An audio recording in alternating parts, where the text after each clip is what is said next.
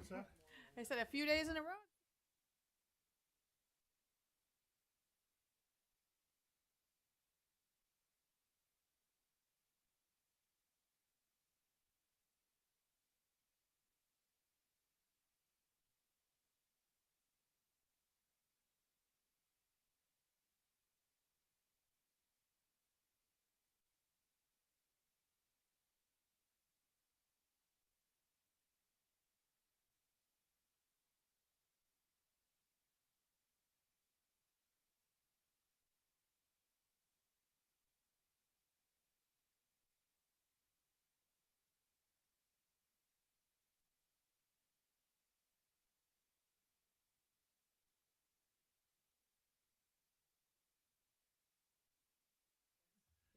I think somebody was Did you talking, see some somebody was going to pictures? run, but they saw you were running. Well, no, we're friends. You won by a pretty big margin last time. Me? You won by It's in the a pretty Bahamas. big margin Yeah. the first time. And there's What was the other guy? three- Steven what? Avis, Avis. and then there's Corey News. He will. You want it over there? Isn't that amazing? No, well, you're local and you've done a good job. That's what I told him. I'm I like, only this hear is positive very- things. I haven't heard. Oh, I'm so glad.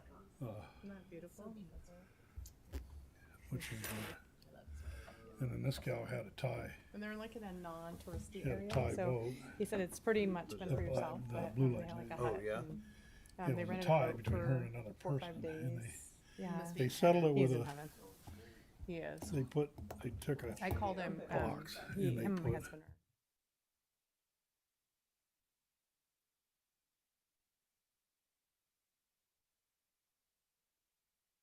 Really good about not checking. They shook Good. the box He- up, yeah, they needed the wait time. and somebody reached in. All right, we pulled ready, out a- friends? 5:30. Quorum? pulled All a- right. Good evening, everybody, and Happy New Year, and welcome to the January 9th HWMA meeting. I will start by taking roll. Meredith Matthews, I'm here. Director Castellano. Here. Director Katie. Here. Director Bushnell. Here. Director Wilson. Here. And our director from Blue Lake is absent, and we still have a quorum. So let's get started. Let's start with the consent calendar. So we have 4 items on consent. Minutes from November 14th, 2024. Review and approve September 24 financial reports, October financial reports, and authorize the executive director to execute an amendment to the mattress recycling service agreements. Does anybody want to pull anything off? Anybody have any public comment? I'll entertain a motion then. I'll make a motion to pass the consent calendar. I'll second the motion.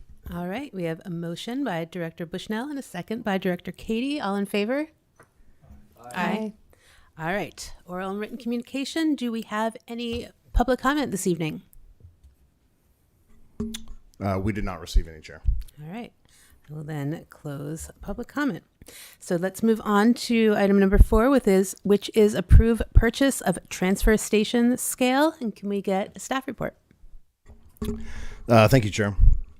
So outlined in the approved capital improvement plan for fiscal year 24-25, the current in-ground pit scale was scheduled for replacement this year due to prolonged use and the severe wear and tear that a scale like that goes through in the daily operations of a transfer station. So as noted, the scale is utilized pretty much for every ton of trash that the authority takes in and ships out. It is the main trash scale, and it is in constant daily use about 364 days a year. The board at their November meeting approved a request for bids. The HWMA received 2 bids through the process, with only 1 bid being deemed responsive to the bid request required. Staff recommends the board award Quality Scales Unlimited, the successful bidder for the purchase of the transfer station scale. Any questions from the... Go ahead, Leslie. Just real quick, in terms of the non-responsive, since it was a significant bid difference, can you just say a little bit more about what deemed them non-responsive? They did not meet a couple of the requirements within the bid packet. Yeah. So is this $219,000? Is that about what we budgeted for this? Is that in line with? So it is a little bit more. That original request in the capital improvement plan predates the new improvement plan. And that's a number that's been carried over for a couple years. Staff internally has taken a look at current projects in the capital improvement plan, what we can put off until next year, what we can massage, and then we're also looking at our current expenditures for this fiscal year. And we believe, one, the critical nature of this scale, it is a must replace at this time, and two, we've deemed a couple items that we can push from this fiscal year to the next fiscal year in the capital improvement plan to ensure that we have the appropriate level of funding. So we had budgeted 145,000, That is correct. and so in order to meet the 219,968, you're going to need to pull from other projects, or are we going to be able to use fund balance, or? So we're going to continue to use the capital improvement fund. It will have the necessary funding by the time we make the purchase. What we won't be doing is moving forward with two other projects that were scheduled for 24-25 fiscal year from the capital improvement plan. So we won't need to dip into any of our other funding, whether any of our other balances. We will continue to use that fund, and we will take two projects that are currently listed and we will move them to either the 25-26 fiscal year or the 26-27 to give us time to recoup that balance. So the two projects that you will be moving that were scheduled for this year, are there impacts that will be felt from not doing those projects? No, the majority of the projects are landfill related, and in discussing with Director Heacock and landfill staff, putting it off another year for one of the projects is not an issue. One of them is replacement of tractor and related parts, mowing accessories, stuff like that, to the tune of around $66,000. And another one is a small landfill addition, a quad, and so both of those can be moved to the next fiscal year. I'm just wondering why why the bid came in so high if we only budgeted, like, it seems like it's almost like $100,000 more than we budgeted. Is it because we kept pushing it off and things just get more expensive, or? I think there's a couple of things to go with that. I would imagine the original bid, this scale is not common, and in the industry currently now, you don't really put scales in ground anymore for a myriad of reasons. The majority of them are above ground. They make it easier to work on. The ingress of water isn't so detrimental. All kinds of things that we've moved away from in-ground. Additionally, what makes this a bit of a problem is it's a off size. So it's a 65-foot scale. Generally, they're 40-footers or 70-footers. So whenever that transfer station facility was built, it was built with a very, very specific scale that now requires very, very specific manufacturing. And quite frankly, that number was carried over from the previous one, and we should have done a better job and done a little bit more due diligence to ensure that number was correct and up to date. So this is the original scale that we're replacing? That's correct. And then, so when we get this scale, what's the longevity of this scale? 15 to 20 years. All right. Yeah. So that was my question too. How long has the current scale been in place? A little over. It has lasted longer than the life of the authority, basically. So it was put in prior to HWMA being formed in 2000. So that is the original scale for that original building. I can't give you an exact date because all the schematics no longer are readable, and there's no other information that I could find. So it is older in theory than the authority is. So is there, with the new scale coming in with this kind of a price tag, is there some kind of a warranty on lifetime?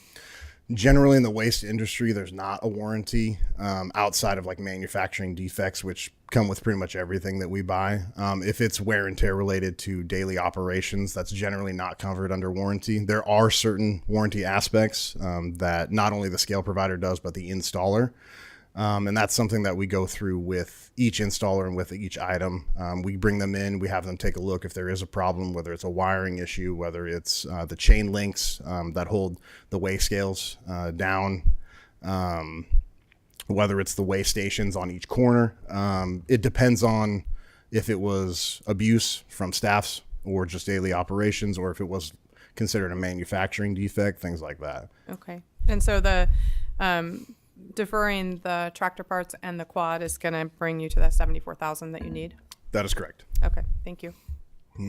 So how do you get rid of the old scale? And is that going to cost money too? Yeah. It is. Okay. Yep, it's part of the bid. Okay. Cool. Sorry for cutting it. Oh, no. Good information. And thank you, Old Scale, for your 25 years of service. I'll make a motion to approve I don't have the language right in front of me, the item of purchasing a new scale to go with Quality Scales Unlimited to replace the scale. Second. All right, we have a motion from Director Bushnell and a second from Director Wilson. Before we go for a vote, do we have any public comment? All right, all in favor? Aye. All right, motion passes. Next, we will move on to ratify emergency purchase of a suppression system. Staff report, please. Thank you, Chair. So as noted in the staff report, the current transfer station fire suppression system had a not insignificant failure related to its flow sensor system and the related monitoring equipment. This system's failure resulted in several false alarm triggers and impacted the system's ability to function properly in the event of an actual fire. Our current alarm provider was able to quickly diagnose the issues and provide a fix within about 2 weeks. This system obviously is critical to the health and safety of staff and the facility and infrastructure that lies within it, and has been utilized several times within the last year due to an uptick in fires related to improperly disposed of items. So to say that it is a critical piece of operations would be an understatement. Staff recommends the board approve and ratify the executive director's approval of an emergency purchase for the fire suppression system at the Hawthorne Street transfer station. Does anybody have any questions? Yeah, go ahead. This may not be directly under this item. Frank, turn your microphone. This may not be, maybe should be brought up under a different item or time, but in your approval limit, you're close to that now on this item. Should that be agendized or looked at that the board bump that limit, which you can go with? So it's something that staff can look at. We can take a look at member agency jurisdictions and see what a similar approval level is. I think staff can also take a look at how many items are considered maybe general business that are starting to bump up to the executive director's spending authority. And we could bring either a report back or a potential recommendation at a future meeting if that's something the board would like us to take a look at. Is this where it came up when it did, is this something that is in our budget to do this? So no, this was a completely unbudgeted item and unexpected. So what's that do to the same issue we just went around the table on? Yeah, so staff will have to take a look at available funding from all sources to figure out where we can either make adjustments or make recommendations at the mid-year to move money around to make sure that we can cover this unbudgeted item. So right now it lies within a line item that, for lack of a better term, it's in the solid waste repairs and maintenance line item in our budget. And that's where it's going to go until we can find the necessary funds from either another line item or one of our reserve funds to transfer to that line item to cover this unexpected cost. And that's something that we don't have an answer for you tonight, but we will have that in the mid-year budget if we feel like there isn't sufficient funding in that line item for the rest of this year to cover that. Thank you. Do you know what, in that line item, what do you budget there? And I'm sorry, I don't have it in front of me. I don't have it off the top of my head, but it's not an insignificant amount. I would say anywhere, depending on the fiscal year, anywhere from $80,000 to $150,000. So for repairs and maintenance, if that goes on that line item, is it for repairs and maintenance that come up, or is it for items that are listed? So we can do both. So generally, if they're not capital improvement plan items, if they don't meet the definition of CIP items, we embed them directly in the fiscal year budget, obviously depending on spending and the board's approval. What that means is that we always have a line item and an amount for potential repairs and maintenance that we don't know. We've been doing this a very long time. We have a track record of what we break or what things need repairs and maintenance. But we also have staff that look every year annually to see items that need to be updated, whether that be gutters, roof, paneling, wear pads for the loaders, things like that. We have staff that's been doing this a very long time. So we will do both. We will have items that we know need to be repaired or replaced and maintained this fiscal year. And then we also always put in a little bit of money for unexpected repairs and maintenance such as this, because in the waste industry, accidents do happen, unfortunately, and they're not cheap when they do. And this went out to bid? No, it did not.